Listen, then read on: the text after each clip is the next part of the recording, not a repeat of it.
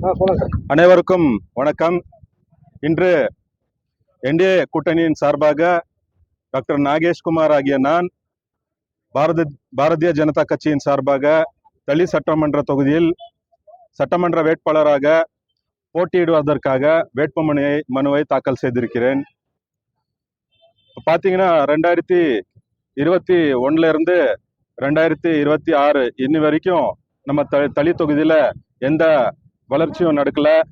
இந்த ஊர்ல 20 வருஷமா ஒரே எம்எல்ஏ இருக்கிறாங்க. 20 வருஷமா தளி தொகுதி எந்த முன்னேற்றமும் அடையல, இன்னும் பின்தங்கியே இருக்கு. இந்த வாட்டி கண்டிப்பா நம்ம மாநிலத்துல திமுக ஆட்சி கண்டிப்பா அகற்றப்படும். தீய சக்தி திமுக ஆட்சி அகற்றப்படும். கடைசி 5 ஆண்டுகள்ல 6,969 போஸ்கோ கேசஸ் ரிஜிஸ்டர் ஆயிருக்கு. நம்ம ஆட்சிக்காரங்க இப்ப நடத்துற டிஎம்கே காரங்க எந்த ஆக்ஷனும் எடுக்கல.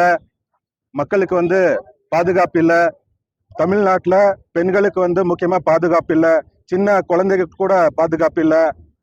முதியோர்களுக்கு கூட பாதுகாப்பு இல்லை.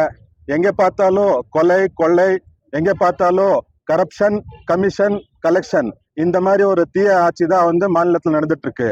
அதே மாதிரி தளி தொகுதியில பொறுத்த வரைக்கும் 20 வருஷமா மக்கள் ரொம்ப பின்தங்கி இருக்காங்க.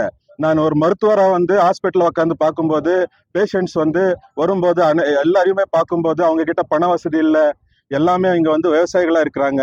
20 வருஷமா எந்த முன்னேற்றமும் அடையல. அதே நம்ம நாடு பாத்தீங்கன்னா, நம்ம பாரத பிரதமர் நரேந்திர மோடி அவங்க 2014 பிரதமர் ஆனதுக்கு அப்புறம் நாடு பயங்கர முன்னேற்றத்துல போயிட்டு இருக்கு. உலகமே நம்மள திரும்பி பார்க்குது. பொருளாதாரத்துல ஆகட்டும், எந்த விஷயத்துல ஆகட்டும், இந்தியா ரொம்ப முன்னேறி இருக்கு.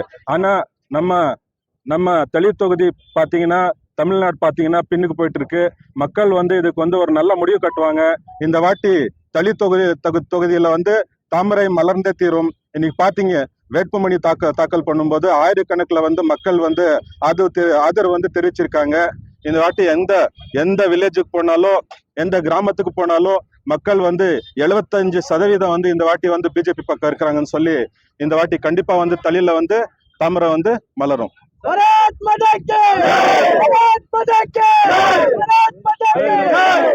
சார், இப்போ வேட்புமனு தாக்கல் பண்ணிருக்கீங்க. ஆமா. இப்ப ஏற்கனவே நீங்க போட்டிட்டு திரும்ப போட்டிட்டு. ஆமா. இப்போ முன்னுக்கு இப்போ நிறைய வித்தியாசங்கள் இருக்குன்னு சொல்லியிருக்கீங்க. கண்டிப்பா. நீங்க என்ன பண்ண போறீங்க? இப்போ இங்க யார் யார் உங்களுக்கு வாக்கு சேகரிக்க வராங்க?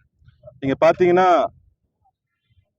பாஜகவை பொறுத்த வரைக்கும், என்டிஏ கூட்டணியை பொறுத்த வரைக்கும், மாநிலத்துல என்டிஏ ஆட்சி வந்துச்சுன்னா தளி தொகுதியில பாரதிய ஜனதா கட்சி எம்எல்ஏ அசம்பிளிக்கு போனாங்கன்னா தளி தொகுதிக்கு நல்ல நல்ல స్కూల్స్ పేదల భూములు లాక్కుంటున్నాడు అంటే ఎటువంటి దౌర్జన్యాలు చేస్తున్నాడో అర్థం చేసుకోవాలి. దాదాపు 25 క్రిమినల్ కేసులు ఉంటున్న వ్యక్తిని ఎమ్మెల్యేగా మళ్ళీ పంపాలా అని ఒకసారి ఆలోచించుకోవాలి.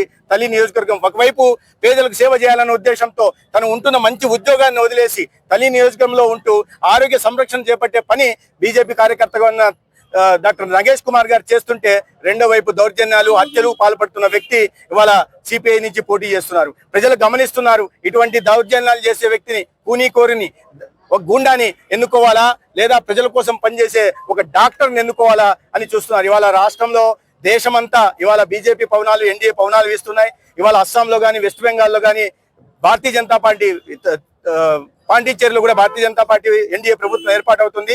తమిళనాడులో కూడా ఖచ్చితంగా ఏఐడిఎంకే నాయకత్వంలో నరేంద్ర మోడీ గారి ఆశీర్వాదంతో పిఎంకేఆర్, బీజేపీ అన్ని కలిసి ఇవాళ ఇక్కడ రాష్ట్రంలో కూడా ప్రభుత్వం ఏర్పాటు కాబోతుంది. దీంట్లో ఎటువంటి సంశయము అవసరం లేదు, ఎటువంటి సంకోచం అవసరం లేదు.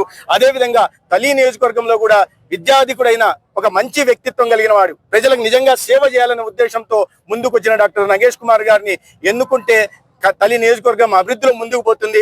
ఇవాళ యువతకి ఉద్యోగ ఉపాధి అవకాశాలు వస్తాయి. బార్డర్ పక్కనే ఉన్నాయి, కానీ ఇక్కడ అభివృద్ధి లేదు.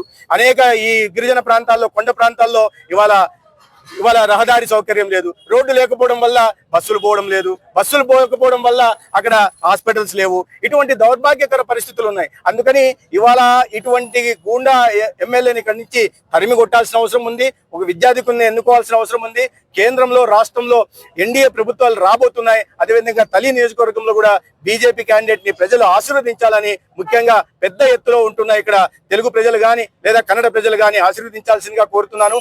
ఆంధ్రప్రదేశ్ ప్రభుత్వంలో ఆరోగ్య శాఖ మంత్రిగా ఉంటున్న నేను ఆంధ్రప్రదేశ్ వైపు నుంచి ప్రతినిధిగా నరేంద్ర మోడీ గారి ప్రతినిధిగా, అదేవిధంగా గౌరవ ముఖ్యమంత్రి చంద్రబాబు నాయుడు గారి ప్రతినిధిగా ఇక్కడ ప్రజల్ని ఆశీర్వదించాల్సిందిగా సవినయంగా మనవి చేసుకోవడానికి వచ్చాను. ఒకసారి మంచి వ్యక్తిత్వాన్ని చూడండి, మంచి క్యాండిడేట్ చూడండి, ఆశీర్వదించండి. ఖచ్చితంగా ఆయన రుణం తీర్చుకుంటాడు. ఈ ప్రాంతంలో మహిళలు, పేదలు, యువకులు, రైతులకు అందరు కూడా న్యాయం చేసుకునేలాగా నడుచుకుంటాడని, మీ ఆశీర్వదిస్తే మీ రుణం తీర్చుకుంటాడని ఈ సందర్భంగా తెలియజేస్తున్నాను. నమస్కారం.